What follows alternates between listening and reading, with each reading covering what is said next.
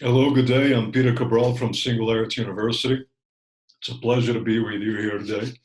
And I'll talk to you about exponential mindset, a driver of innovation, disruption, and abundance. And I'll start with a rather dramatic image, because that's how most of us feel today. It's almost like an incredible body, mass of water. It's heading towards us, ready to disrupt our status quo. Now, that's a negative downside, so to speak. And lots of folks feel that way today during the pandemic. But I'd like to invite you, and I'll make a proposition that we focus on the positive. And with that, I'll invite you to to look at the left of your screen and focus on the very dim speck of light that you see on that image. And I do that because we're living hard moments, hardship, hard times. And these are indeed called black swan events. Now, why is it that we're living a black swan event? Because we know that they're bound to happen. We know that a pandemic, such like the one that we're experiencing today, is bound to happen. It happened in the past, and it will certainly happen in the future. The thing is, as we're further globalized, perhaps the frequency or the intensity by which we live and experience these black swan events will be greater and greater. Now, if we ask ourselves, what's the next normal? What do we do during or getting ready towards this next normal? How do we prepare for the next black swan event? Those are legitimate questions. And the thing is, at the end of the day, we cannot prepare for black swan events. But there is one thing, predicting black swan events that is, but there's one thing that we can do. We could focus on the mentality. Nicholas Taleb, he identified it by the TRIAD. And on your left you see a black swan event attacks exactly and breaks exactly what's fragile, right? So status quo, as it's defied and disrupted, and as you break status quo, fragile mindset, fragile corporations do not endure through the stress and break. Now, on the other side, you do have robust corporations, a robust mindset, robust processes and business models. They're resilient. They'll take a certain degree of stress, inevitably so, after a certain stress amount, it's also bound to break. Now, when you look at the anti-fragile concept, you actually look at and you embrace something that improves and strengthens with failures. Now, this is exactly the kind of concept that I invite you to imagine. So, as status quo is defied, as you break and disrupt status quo, as you're stressed, you improve. Businesses improve. Businesses are ready to work through these disorders and to work and improve through the downside. Now, I share this image with you. I mean, I'm sure that you all know Mr. Greenspan. He was the head of the Federal Reserve. And in 2008, when he was asked, Mr. Greenspan, what happened? We've just faced a serious economic downturn. And he said, I really don't know, because it never happened before.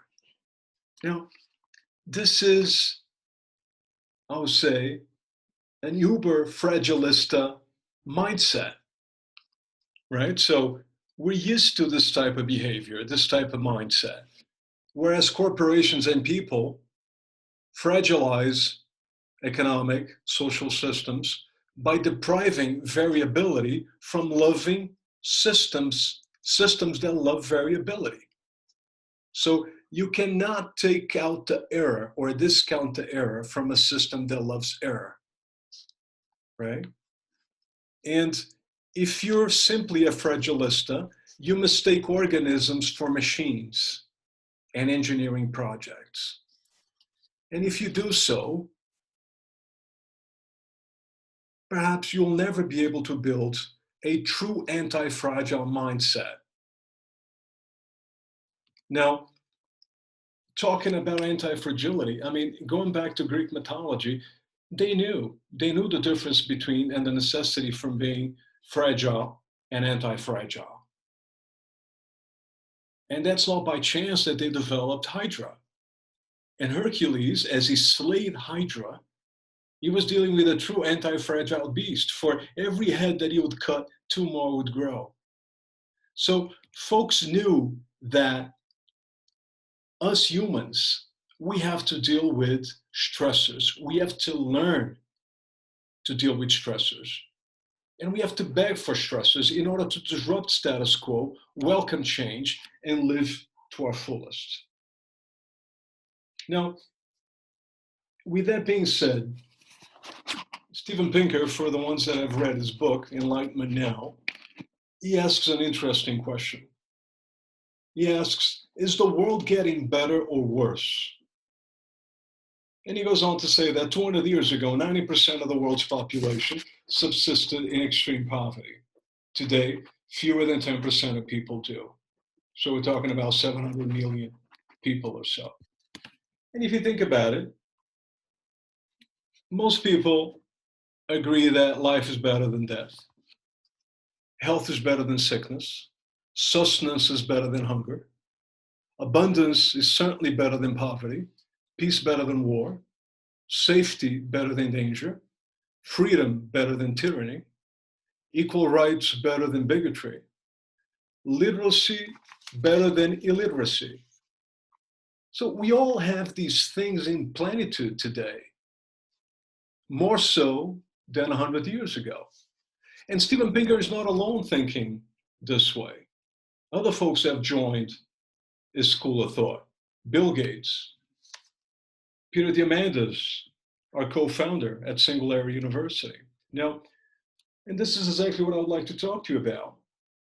Let's focus on the glass half full. We're very good at seeing the downside. And we even have words and terminologies and for all of that. When you're stressed, you react a certain way. That's a post-traumatic stress disorder. There's also such a thing, look it up, called post-traumatic growth, which is growth after trauma. That's anti-fragility at its best. And genius arises from difficulty. Now, if a finite mindset fears surprises, an infinite mindset sees opportunity in uncertainty. Isn't uncertainty exactly what's disrupted as a result of the stressors, the downside?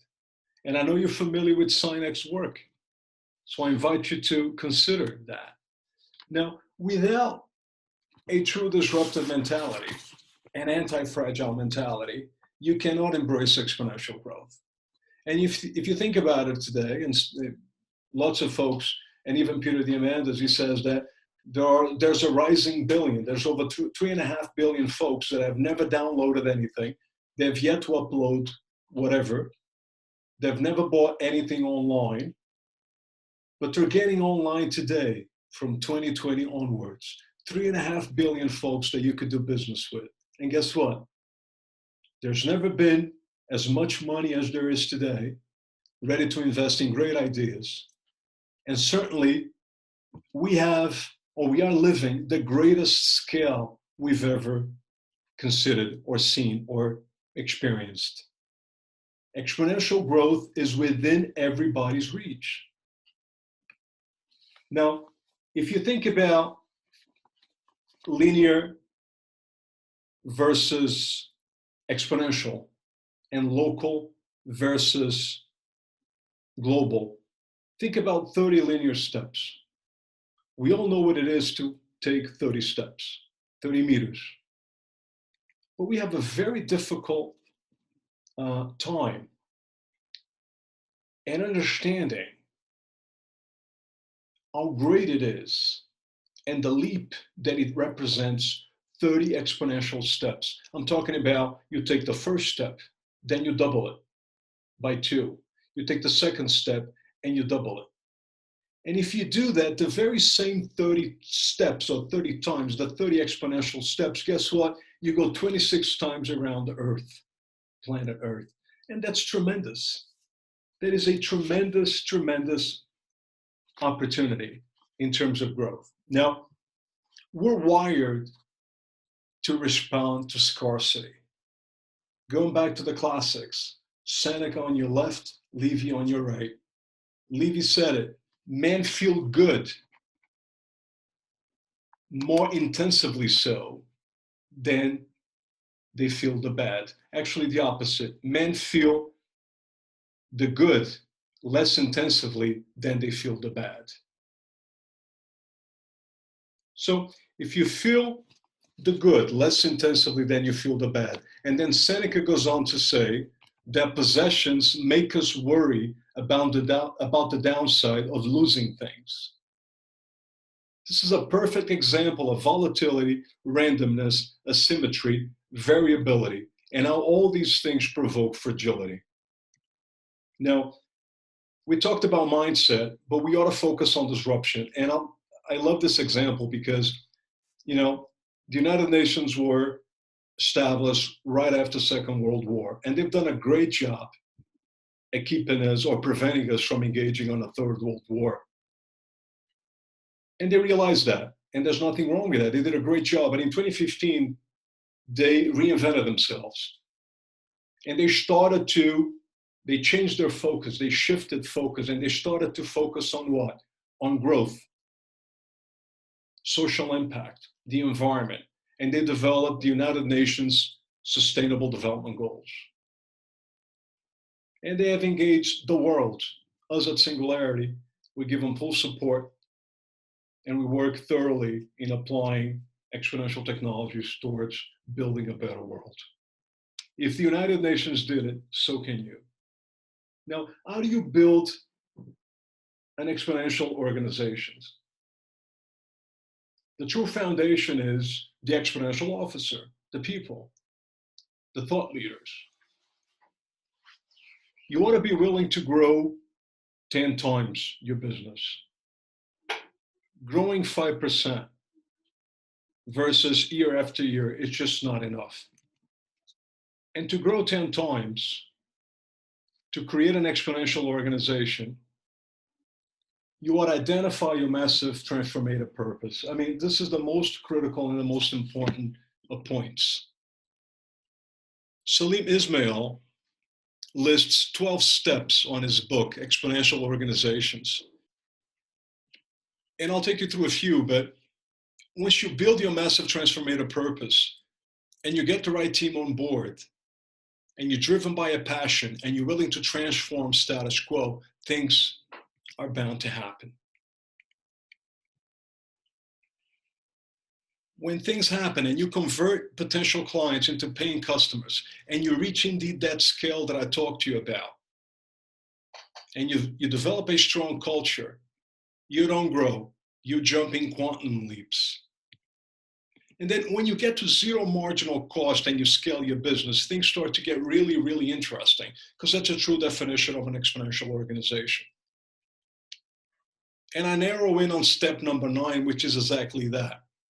And in step number 9, how do I implement and scale my ideas? You got to love your MTP. And you have to develop a culture that's okay to fail. And fail forward. It's okay to fail fast. You need to fail fast. You need to fail today. That's a type of culture that will allow you to develop in the digital economy, focusing on soft skills, on the emotional intelligence aspect. Because people are key in the digital economy. I love the concept of the T professional. Folks need to have a degree of specificity, but they also need to be generalists. That's the line on the T. We need to learn, constantly learn, and try not to make the mistakes that we know that some companies did. For example, I bring a few case studies. We'll start with IRIDIUM. IRIDIUM is a very interesting case study. The company invested $70 billion in 1998, launched 70 satellites, But at the end of the day, they just did not manage to be competitive price-wise, and their technology simply did not engage public demand. The company failed. My first cell phone wasn't an Iridium satellite cell phone. I'm sure yours was either. Now, on the flip side, we have Victorinox. Victorinox was faced with a tremendous challenge. After 9/11, arguably a black swan event, people couldn't board, and they can still board planes with pocket knives. They lost more than 40% of their revenue because they couldn't sell pocket knives at airports. What they did, they reinvented themselves because their CEO said, we don't think in quarters, we think in generations, we embrace people, we like to challenge. Today they have a line of luxury goods, and we all know them for their excellent quality and beautiful luggage. That's terrible disruption, incredible disruption. Now, once the technology becomes digitized, it moves on an exponential curve. We call them the 6Ds here at Singular, and that's a simple exponential framework. We talked about digitization on the bottom portion of your screen. The very first challenge is the deceptive stage. Once you manage to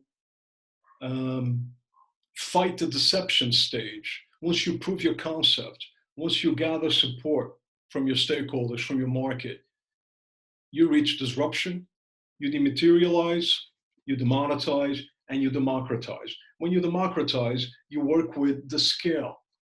Going back to my example prior, the rising billion, they'll be your customers. Now, in the digitalization stage, I bring you a few examples here. Companies that simply did not digitize. They lost on an incredible opportunity to digitize and to become an exponential organization. I'm sure you know a few. Now, on the deceptive growth stage, I picked an interesting example. As an urban mobility expert, I thought Segway would change the way that we get around cities. It simply didn't. Too expensive, too clunky. It just doesn't work the way that it was supposed to. Now, disruptive.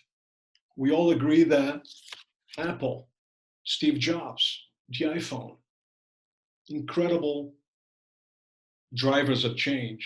The first company to reach $1 trillion in market capitalization or market valuation. Now, demonetization.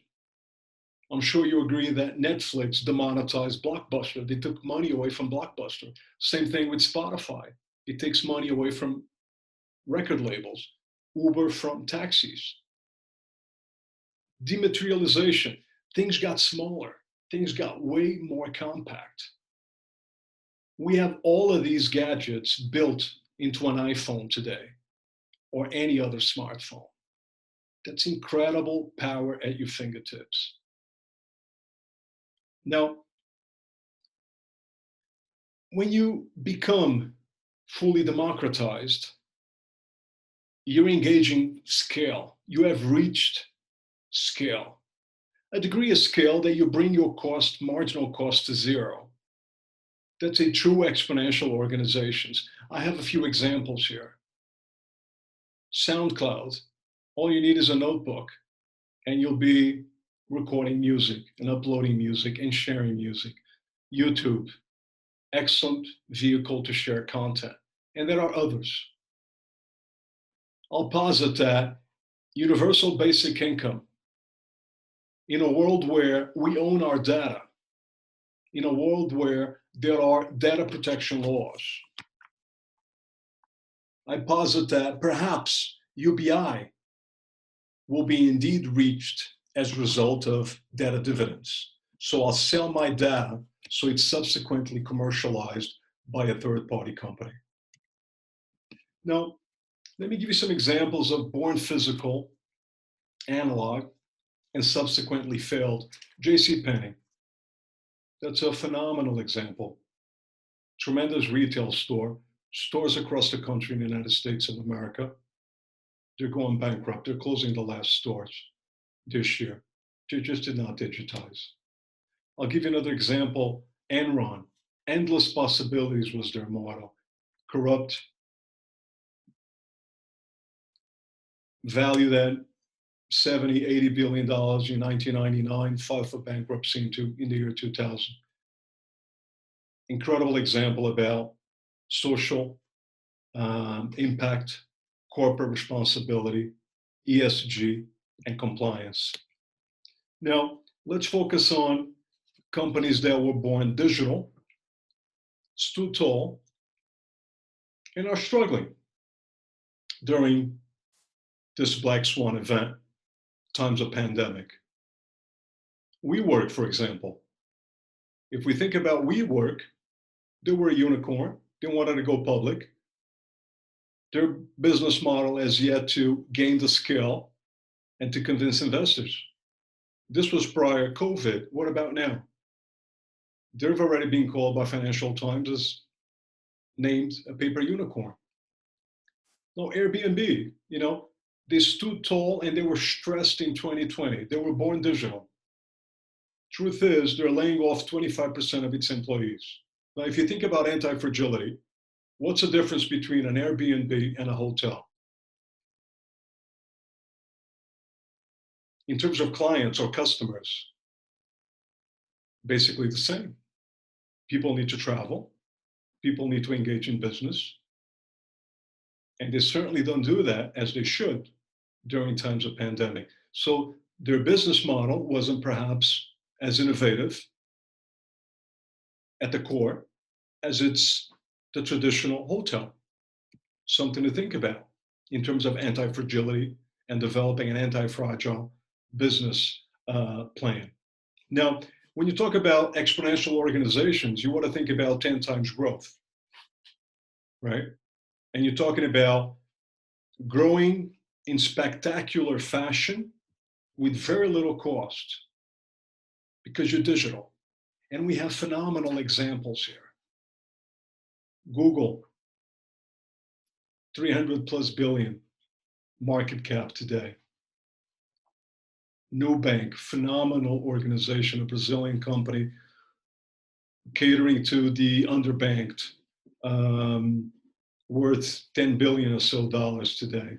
Slack, phenomenal data sharing, information sharing tool. And on your right, you got Tesla. Tesla was valuated a couple of days ago at 400 billion. That's the largest market cap automotive company in the market. And these guys were born digital. They were born digital and they're growing in a physical segment. Their competitors are physical companies. What Tesla did as a digital company, they added tires to a smartphone. I'm sure you agree with that. And their business model will win. And at the end, there will only be one victor. And I posit that the e-mobility and the autonomous connected vehicles will win. Now, we're talking about all of this. We could sum all of this up in moonshot thinking. But you want to be careful about thinking too big, because thinking too big or having a moonshot or a massive transformative purpose or project, it's not a BHAG, a big, heavy, audacious goal. So don't mistake one for the other, and realize that a moonshot is nothing but a just cause. You start with a why. You ask yourself the why question. And that's when things line up. And it's at the intersection of shared value that you become truly anti-fragile.